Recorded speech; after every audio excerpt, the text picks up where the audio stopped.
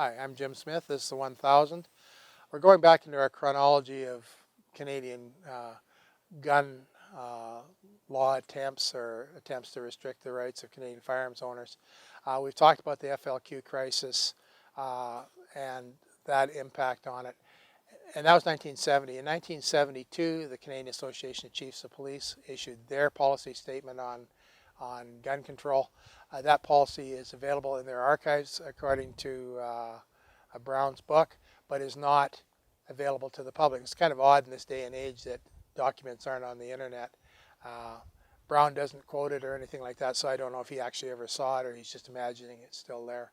At some point, it's got to be in the archives somewhere, and we're going to track it down. And one of the things I'd like to put into this mix at some point or another, at about episode 50, I will do a bibliography. I'll put these various books up on the website, annotate them, and so I do that.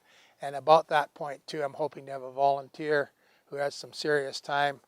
We have been offered a bunch of early documents from the 60s, the 70s, and the 80s by one of our supporters.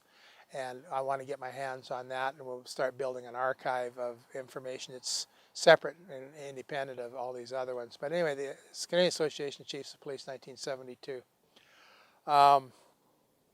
Like all their stuff, it's by itself, it's a relatively innocuous document. The problem we run across with those guys, if you take all their proposals and demands going back to 1905 and put them together, you would probably have what you would call a police state, which shouldn't surprise anybody. But it is not, and this is no attack on policemen. Please understand, and I'm not going to be condescending and say some of my best friends are in the police force, because they are. I'm just saying that the bureaucrats that are running some of these organizations are driven by motives that have little to do with the freedoms of the Canadian citizenship, let's put it that way.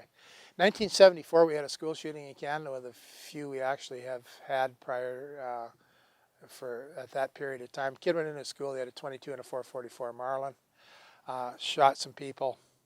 Nasty, nasty event. The coroner's jury said we needed more gun control.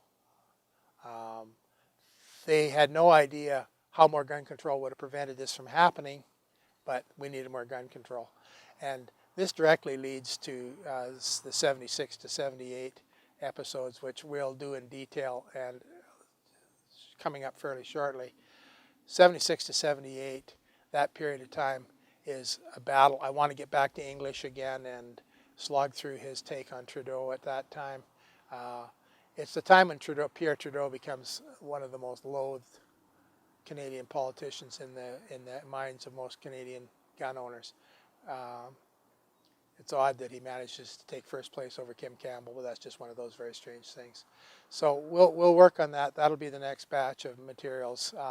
That'll again be a pretty heavy batch, but it is a crucial turning point in our history, and I think you'll enjoy it. We also have a guest that wants to talk about his part in that fight back in those days, and I'm hoping to get him on video at that time.